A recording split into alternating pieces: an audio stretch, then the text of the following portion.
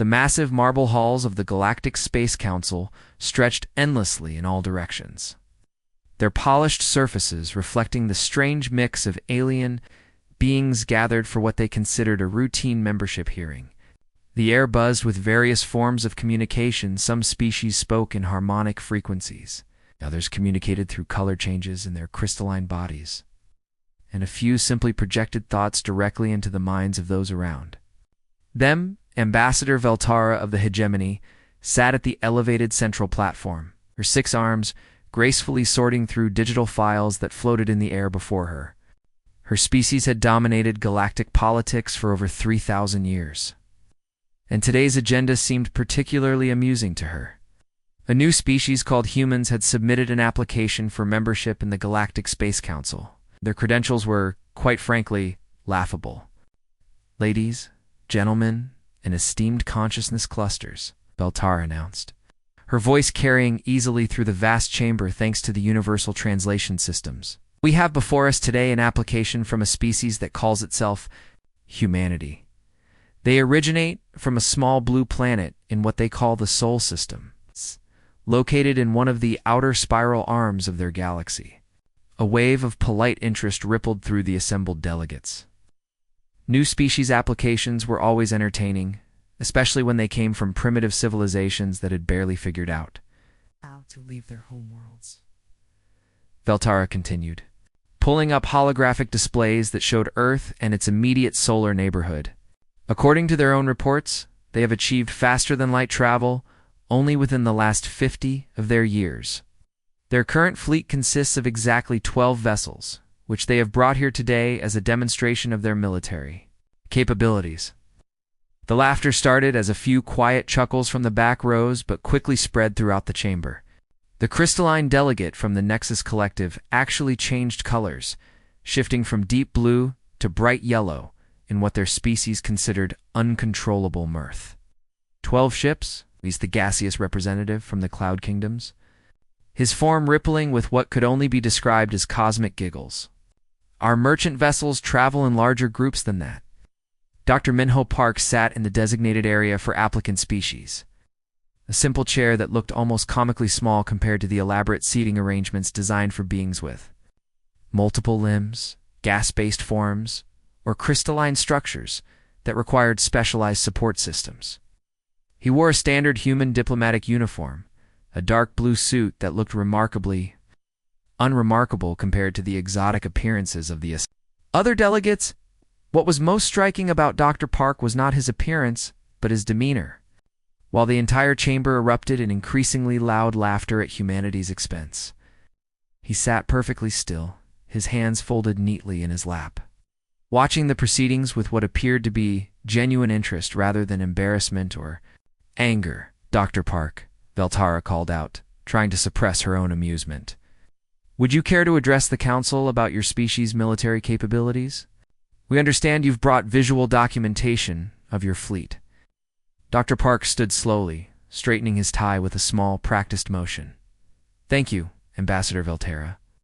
Yes, we have brought our entire active fleet for your review.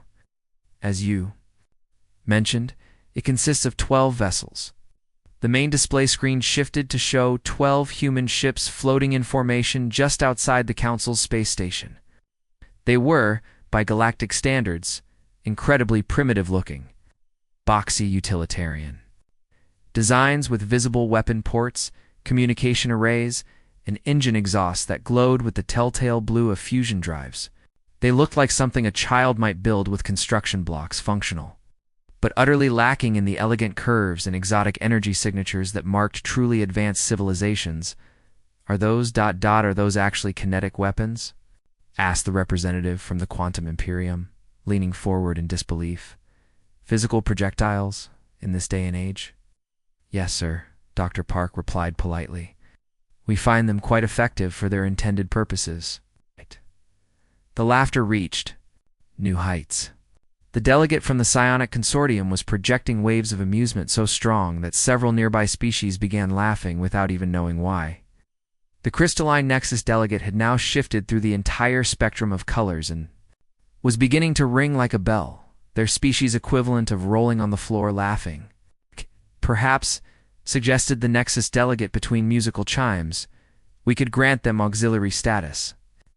They could serve as entertainment during our war games. It might be amusing to watch them try to engage our training drones with those adorable little ships. Now, that's an interesting idea, agreed the representative from the Stellar Dominion. We could set up mock battles.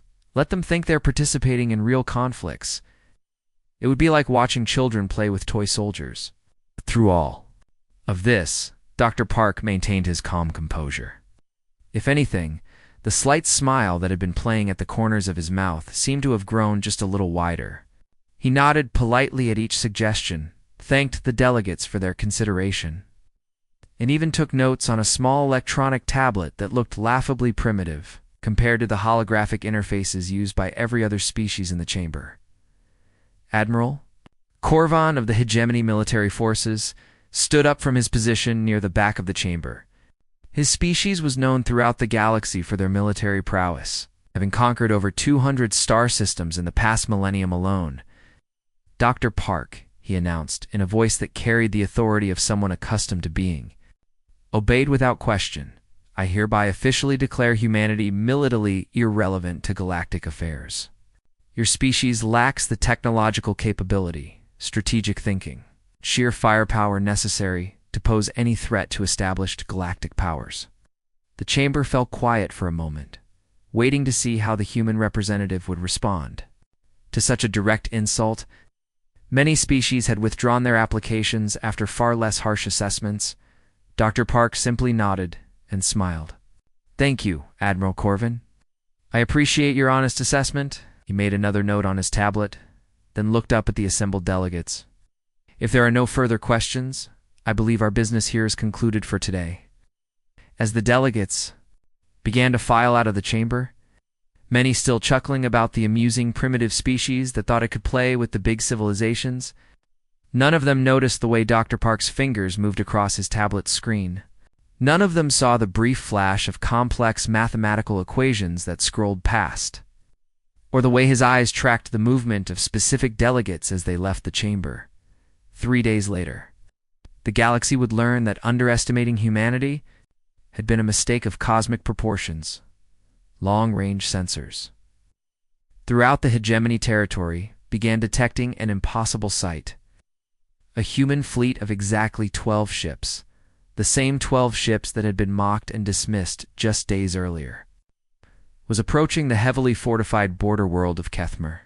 The same primitive, boxy vessels with their crude kinetic weapons and simple fusion drives were somehow moving through space in ways that defied every known law of physics. Admiral Corvin had been having a perfectly normal day aboard his flagship, the Eternal Dominance, when everything went completely wrong. He'd been reviewing patrol reports from the outer systems, sipping his morning stimulant beverage, and occasionally chuckling to himself about those amusing humans who thought they could join the big leagues with their tiny fleet of primitive ships. The hegemony border world of Kethmer was one of the most heavily defended positions in known space. 300 of the most advanced warships ever built formed protective rings around the planet. Their weapon systems, capable of cracking moons in half, and their shields strong enough to withstand direct hits from stellar-class energy beams. The orbital defense platforms alone could level entire continents. The automated defense network could track and destroy thousands of incoming threats simultaneously. It was, quite simply, an impregnable fortress that had never fallen to enemy attack in over 800 years of continuous operation. So when Lieutenant Gavik burst onto the bridge with news that 12 human ships were approaching their position, Admiral Corvin's first reaction was to laugh so hard he nearly choked on his drink. 12 ships? He wheezed, wiping tears from his eyes. Those same primitive boxes we saw at the council meeting? Are they completely insane, Lieutenant? Gavik replied nervously. They're dropping out of faster-than-light travel now. Visual confirmation in 3.2.1. The main view screen flickered to life, showing the vast emptiness of space around Kethmer. For a moment, nothing happened. Then, with the characteristic flash of FTL emergence, 12 human vessels materialized exactly where the sensors had predicted they would. Admiral Corvin's laughter died instantly. The ships looked exactly the same as they had 3 days ago. The same boxy utilitarian design, the same crude-looking weapon ports, same primitive fusion drives glowing blue at their rear sections. Everything about them screamed primitive technology just as loudly as it had during the council meeting. But something was very, very wrong. Lieutenant Gavik, Admiral Corvin said slowly, his voice dropping to a whisper, run a full sensor sweep on those vessels. I want to know everything about them. Mass, energy, output, weapon signatures, shield strength, everything. Already running, sir, came the immediate reply. But Lieutenant Gavik's voice carried a note of confusion that made Admiral Corvin's stomach clench with the first stirrings of real concern. The bridge of the eternal. Dominance fell silent, except for the quiet humming of electronic systems and the soft beeping of sensor arrays working at maximum capacity. Every officer and crew member stared at their displays, trying to make sense of readings that seemed to contradict everything they thought they knew about physics. Sir, Lieutenant Gavik finally spoke, his voice barely above a whisper. We're detecting massive gravitational distortions around their vessels. The readings they're impossible, sir. Admiral Corvin moved to the science station, his years of military training overriding his growing panic. Define impossible, Lieutenant. It's like they're bending space-time itself around their ships. The gravitational readings suggest each vessel has the mass of a small moon, but visual confirmation shows they're the same size as before. Our instruments are detecting spatial distortions that shouldn't be possible with any known technology. The Admiral stared at the readouts, his mind struggling to process what he was seeing. According to every scientific principle known to galactic civilization, the readings were completely impossible. Matter couldn't simply change its gravitational influence without changing its actual mass. Space itself couldn't be bent and twisted without massive amounts of energy that should be visible and detectable across multiple spectrums. Are our sensors malfunctioning? He asked hopefully. No, sir. I've run full diagnostics 3 times. All equipment is functioning perfectly. Sir, there's something else. The distortions are moving. It's like they're actively manipulating the fabric of space around their ships. Before Admiral Corvin could respond, every communication system on the bridge suddenly activated simultaneously. drparks.com. Polite voice filled the bridge with the same tone he'd used during the council meeting, as if he were discussing the weather rather than facing down the most powerful military force in the galaxy. Hegemony Fleet, this is Dr. Minho Park, aboard the human vessel Determination. This is humanity's first official diplomatic mission beyond our home system. We'd like to discuss those membership terms again, if you don't mind.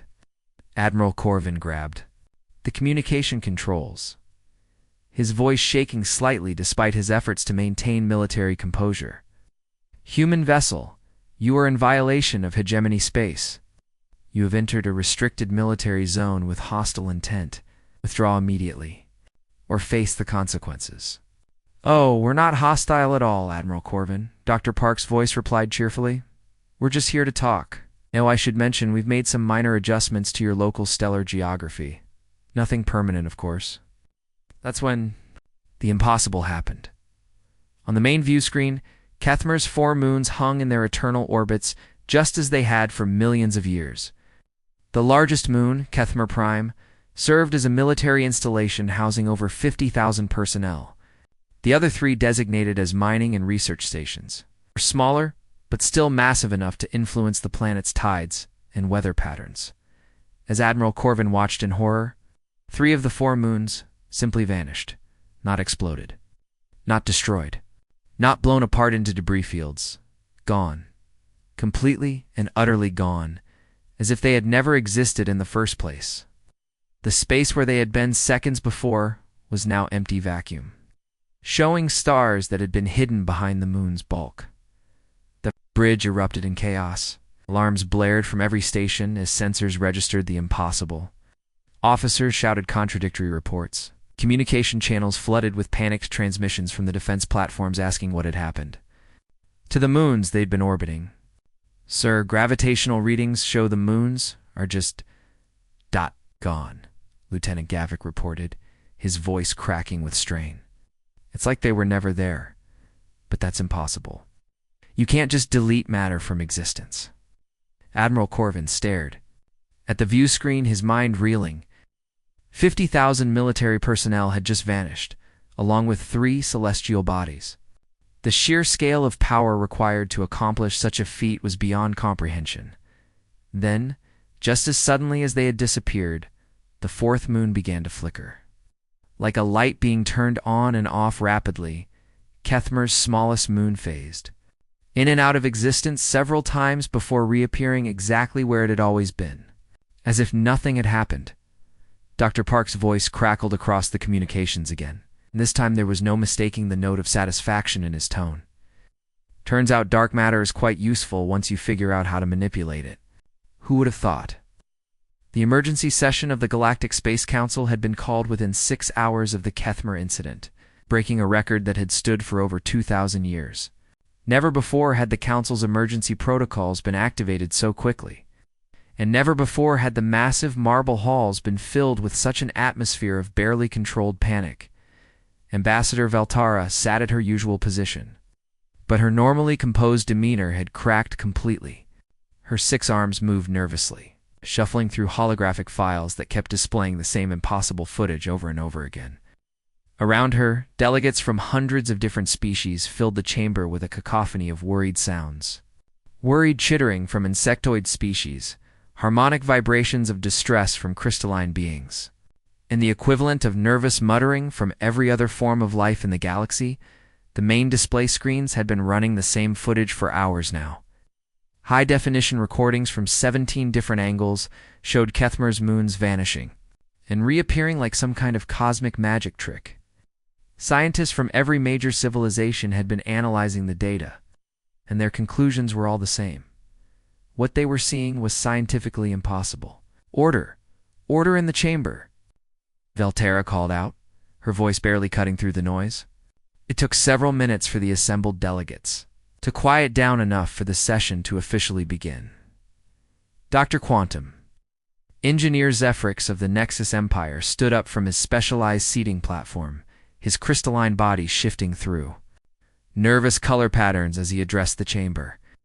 His species had invented faster-than-light travel over 5,000 years ago, and had been considered the greatest scientific minds in the galaxy for millennia. Fellow delegates, he began, his voice carrying the harmonic tones that indicated extreme stress in his species. I have spent the last 6 hours analyzing the footage from Kethmer alongside my entire research team. What we witnessed defies every known law of physics, chemistry, and quantum mechanics. The chamber fell silent. When the Nexus Empire's greatest scientist admitted something was beyond their understanding, it meant the situation was truly unprecedented. The energy required to manipulate matter on that scale should have been visible. Across multiple star systems, Dr. Zephrix continued, the gravitational disruptions alone should have torn apart everything within a light-year radius. Yet somehow, these humans accomplished the impossible with no detectable energy signature whatsoever. It's impossible, declared Dr. Vorthok, the lead scientist from the Stellar Dominion. You cannot simply manipulate dark matter with crude human technology. Their ships use fusion drives, for crying out loud. They still fire physical projectiles. How could they possibly have mastered forces that we've only theorized about? Throughout this heated scientific debate, Dr. Minho Park sat quietly at what had previously been called the Primitive Species Consultation Table, a small, simple desk that had rarely been used since most applicant species were too intimidated to actually attend council sessions. Now, however, that table had suddenly become the most important seat in the chamber. What made the situation even more surreal was Dr. Park's apparent lack of concern about the galaxy-shaking crisis he had apparently caused. While brilliant minds from across the galaxy struggled to understand what had happened at Kethmer, he had pulled out what looked like a child's tablet computer, was casually playing what appeared to be some kind of puzzle game. The tablet itself looked almost comically primitive compared to the advanced holographic interfaces used by every other species in the chamber. It was a simple flat-screen device, the kind of technology most civilizations had abandoned thousands of years ago, in favor of neural interfaces and quantum projection systems. Dr. Park, Ambassador Valtara, finally called out, her voice tight with barely controlled frustration. Perhaps you could explain to the council exactly how your species accomplished what our greatest scientists are calling impossible. Dr. Park looked up from his tablet with an expression of mild surprise, as if he'd forgotten where he was. Oh, sorry about that. I was just trying to beat my nephew's high score. He held up the tablet, showing what appeared to be a colorful puzzle game with blocks floating in space. This is hardly the time for games, snapped the representative. From the Quantum Imperium, we're dealing with a crisis that could reshape our understanding of reality itself. Oh, this old thing, Dr. Park said, gesturing casually at the tablet. My nephew Ji-Wan coded this last summer during his school vacation. It's called cosmic blocks, basically. You manipulate gravitational fields to remove cosmic structures without causing the whole system to collapse. Kids love it because it's like playing with building blocks, but in space. The chamber fell into the kind of absolute silence usually reserved for funeral services. Every delegate stared at Dr. Park, trying to process what he'd just said. Doctor.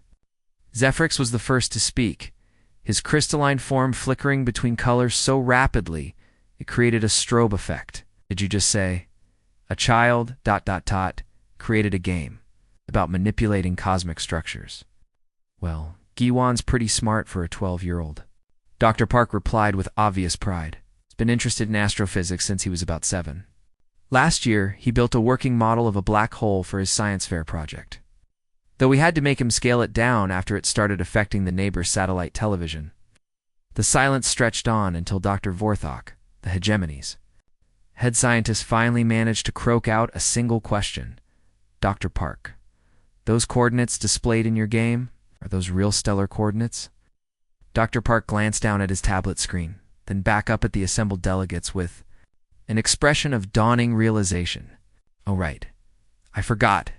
You guys can see our training simulations through your quantum entanglement networks. Yeah, Guan thought it would be funny to use real space as the game board instead of simulated environments. He said it was more exciting to play with actual stars and planets. The implications of what Dr. Park had just said hit the chamber like a physical blow. A human child had casually decided to use real stellar objects as toys in a computer game. The same child who had apparently figured out how to manipulate dark matter and gravitational fields as a summer programming project, training simulations, whispered the delegate from the Psionic Consortium, her mental projections carrying waves of sheer disbelief. Oh yes, Dr. Park nodded cheerfully. All our kids learn basic cosmic manipulation through games like this. It's part of the standard curriculum back home, but we usually make them promise not to play with inhabited systems. As the full weight of this revelation settled over the chamber, one terrifying question began to form in every delegate's mind. If this was what human children were capable of as a hobby, what could human adults do when they were actually trying? The emergency research teams from every major galactic civilization had been working around the clock for 48 straight hours. And what they were discovering about humanity was keeping them awake not from dedication, but from pure terror. Dr. Zephrix of the Nexus Empire stared at his holographic display with a kind of expression usually reserved for someone who had just discovered their entire understanding of reality was wrong. Around him, the finest scientific minds from across the galaxy sat in stunned silence as they processed the data streaming in from their deep analysis of human civilization. This can't be right, muttered Dr. Vorthok from the hegemony, his tentacles nervously wrapping and unwrapping around his research tools. Run the calculations again. There has to be an error in our translation algorithms. But there was no error. The more they dug into human history and culture, the more horrifying the truth became. The initial research had focused on military capabilities. It's trying to understand how humanity had developed such advanced technology while appearing so primitive. What they found instead was something far more disturbing. Humanity wasn't technologically primitive at all. They had been deliberately limiting themselves. Look at this, Dr. Zephrix announced to the gathered research team, projecting a human historical document onto the main display. In what humans call the year 1945, they developed nuclear weapons capable of destroying entire cities. By our calculations, they had the technological foundation to conquer their entire planet within decades. So what happened? Asked Dr. Kelthra from the Crystal Domains. Why didn't they establish a global empire like any rational species would? Dr. Zephrix's crystalline form shifted to a deep purple color, indicating profound confusion. They chose not to. They actually created international agreements to limit the use of these weapons. They spent the next century actively preventing themselves from using their most powerful technology. The research team exchanged worried glances.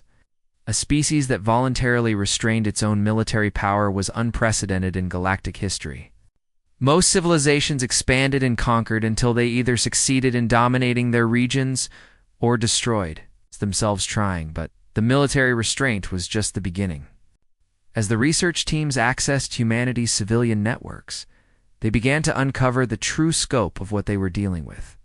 Dr. Yelthin from the Quantum Imperium had been analyzing human educational systems when she made a discovery that sent shockwaves through the entire research project. "Fellow researchers," she announced, her voice shaking, "I've been reviewing what humans call science fair projects. Apparently, these are competitions for their children to demonstrate scientific knowledge." She projected several examples onto the main display. This is a project by a human child named Dong Yun, age 14. He created what he calls a miniature fusion reactor using parts. It's purchased from what they call a hardware store. According to our analysis, this device should be impossible to construct without industrial-grade manufacturing facilities. The silence in the research chamber was deafening. "There's more," Dr. Yelthin continued, her voice barely above a whisper. "A 15-year-old named Sioing built a functional gravity manipulator for her school project. She used it to make her homework assignments float around her bedroom. Her parents made her dismantle it because it was affecting the neighbor's television reception. Dr. Vorthek's tentacles had gone completely rigid. You're telling me that human children are casually building technology that our greatest engineers can barely theorize about?" "It gets worse," Dr. Yelthin replied. "I found records of university students solving mathematical proofs that have stumped our civilization for millennia. But here's the truly disturbing part. They're using these breakthrough discoveries to optimize food delivery routes and improve video game graphics." The research teams had been working in shifts. But now everyone was gathering in the main chamber as word spread about each new impossible discovery. Reports were flooding in from every research group, each one more unbelievable than the last. "Human teenagers are building faster-than-light communication devices in their bedrooms," reported one team. "Their university physics students are creating pocket dimensions as thesis projects," announced another. "I found records of a 17-year-old named Minjin who accidentally created a new form of matter while trying to improve his bicycle's efficiency," called out a researcher from the Stellar Dominion. Meanwhile, back in the council chambers, Dr. Park continued to sit calmly at his small table, occasionally tapping on his tablet while the galaxy's greatest minds frantically tried to understand his species. Every few minutes, long-range sensors would detect brief gravitational anomalies in various star systems as moons would temporarily vanish and reappear. Dr. Park, Ambassador Valtara called out during one of these incidents, "You just made one of Kepler's system's moons disappear for 30 seconds. The local population is in a panic." Dr. Park looked up from his tablet with an expression of genuine remorse. "Oh no, really. I'm so sorry about that. I'm still learning the controls, and Juon's user interface isn't very intuitive. Let me send them a message." He tapped his tablet a few times, and moments later, a holographic message appeared above every major population center in the Kepler system. "Sorry about the moon thing. Still figuring out the game controls. The moon is perfectly safe. Earth's diplomatic mission, you can just send messages directly to their planetary communication networks," Valtara asked weakly. "Oh, sure. That's basic stuff," Dr. Park replied. Casually, Giwan included that feature so players could apologize if they accidentally disrupted someone's day. The research team's final report arrived 6 hours later, and its conclusions sent shockwaves through every government in the galaxy. The document was surprisingly short, considering the universe-shaking implications of its contents. After extensive analysis of human civilization, the report began, "We have reached an inescapable conclusion. Humanity possesses technological capabilities that exceed our most advanced civilizations by several orders of magnitude. However, they have been deliberately restraining themselves through a complex system of ethical guidelines, social norms, and what they term common sense, the report continued. Human children routinely accomplish scientific breakthroughs as school projects. Human teenagers build devices that violate known laws of physics as hobbies. Human adults solve problems that have challenged galactic civilization for millennia, then use these solutions for trivial daily conveniences. The final paragraph was the most terrifying. We believe humanity has not been primitive. Humanity has been bored. They have been deliberately limiting their technological development to avoid disrupting their own social structures. The implications for galactic security are unprecedented. As this realization sank in, every delegate in the chamber began to understand the true scope of what they were facing. Humanity hadn't been trying to impress them with primitive ships and crude weapons. Humanity had been politely pretending to be at their level so they wouldn't feel inadequate. And now, for the first time in their history, humanity had decided to stop pretending. The transformation of galactic civilization happened.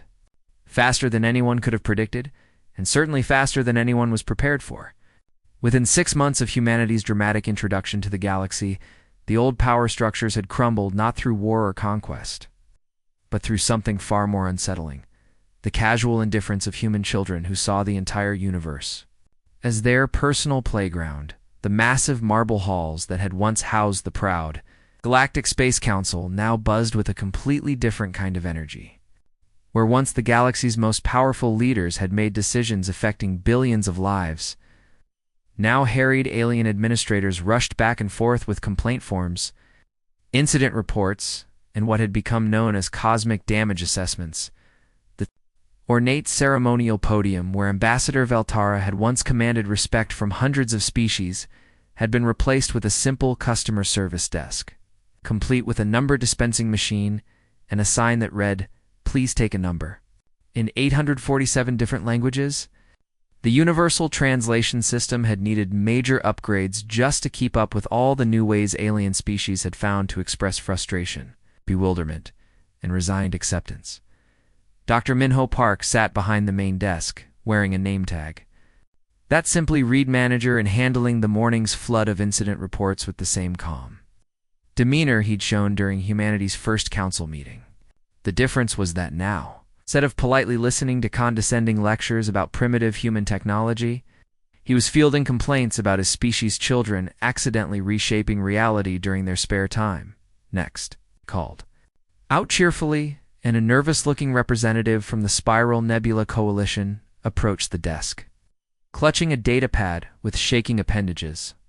"Dr. Park," the alien began, "yesterday one of your children apparently decided our binary star system would look better as a triple star. They added a new sun right in the middle of our solar system.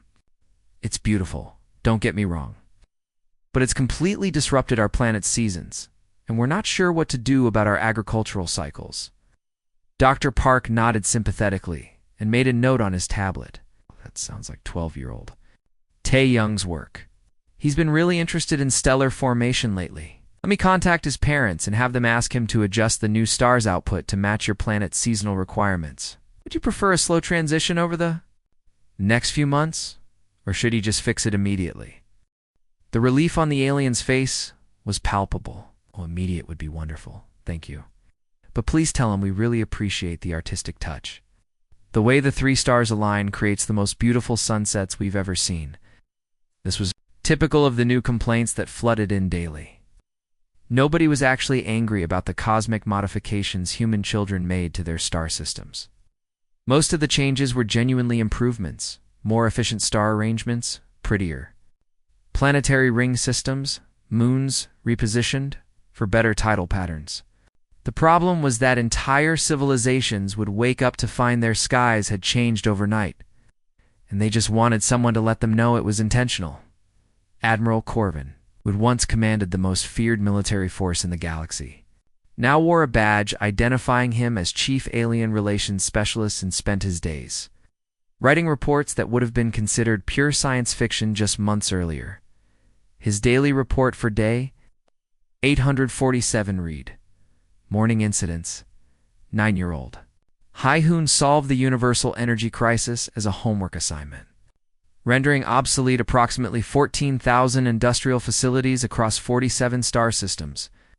Economic disruption minimal, as she also provided free energy conversion blueprints to all affected parties. Afternoon incidents, 7-year-old. Gunwoo accidentally created a new form of faster-than-light travel while trying to make his toy spaceship go faster. Several merchant fleets reported their ships spontaneously upgrading to the new drive system. No complaints received. Evening. Incidents.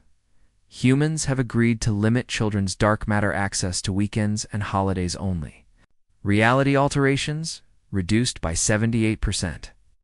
Overall galactic stability, good, with minor improvements to 17 solar systems. The most surprising aspect of the new galactic order wasn't the incredible power humanity wielded, but how genuinely nice. They were about everything. When human children accidentally disrupted entire civilizations, they always apologized and usually fixed things in ways that left everyone better off than before. When alien species asked for help with problems that had plagued them for centuries, human teenagers would solve them as casual favors and refuse any payment beyond simple friendship. Dr. Park's own family, life had become a perfect example of how the personal and cosmic had merged in the new reality. Every evening, he would return home to find his 8-year-old daughter, Soyeon, had made new friends with beings from across the galaxy. Today was no different. "Did you have fun at work today, sweetheart?" Dr. Park asked, as he tucked Soyeon into bed, carefully avoiding the small collection of items floating in anti-gravity fields around her bedroom. "Daddy, I taught the crystal people how to laugh," she said excitedly, holding up what appeared to be a simple purple rock. "They said they'd never experienced humor before, so I showed them some funny videos, and now they can laugh too. And look what they gave me. It's a singing rock." Dr. Park examined the rock with the practiced eye of someone who had learned to take his daughter's gifts seriously. What Soyeon saw as a pretty stone that made nice sounds was actually a crystallized consciousness containing the entire accumulated wisdom of the Nexus Empire's civilization spanning over 5,000 years. They had literally given his daughter their species' most precious treasure in exchange for learning how to laugh. "That's very nice of them, sweetheart," he said, making a mental note to send the Nexus Empire a thank you message. "Just remember to be gentle with it, okay?" "I will." "Oh, and Daddy, the gas cloud children from the Nebula Kingdoms want to have a play date next weekend. They said they know where all the prettiest stars are, and they want to show me how to make constellation pictures." Dr. Park nodded, though he made another mental note to contact the Nebula Kingdom's government to let them know. Their children would be rearranging stellar formations as an art project. In the old days, moving stars around would have been considered an act of war. Now, it was just another item for his weekend coordination list, outside Soyeon's bedroom window. The night sky suddenly lit up as distant stars began moving into new positions. Within minutes, they had arranged themselves into a giant smiley face, visible from their home planet. It was a gift from alien children across the galaxy who had finally found someone who understood that the universe was meant to be played with, explored, and enjoyed. As Dr. Park watched the cosmic smile twinkling, in the darkness, he reflected on how much everything had changed. The galaxy hadn't been conquered or dominated. Instead, it had been adopted by humanity's children, saw every star system as a potential friend, and every impossible problem as a fun puzzle to solve. And somehow, everyone was happier for it.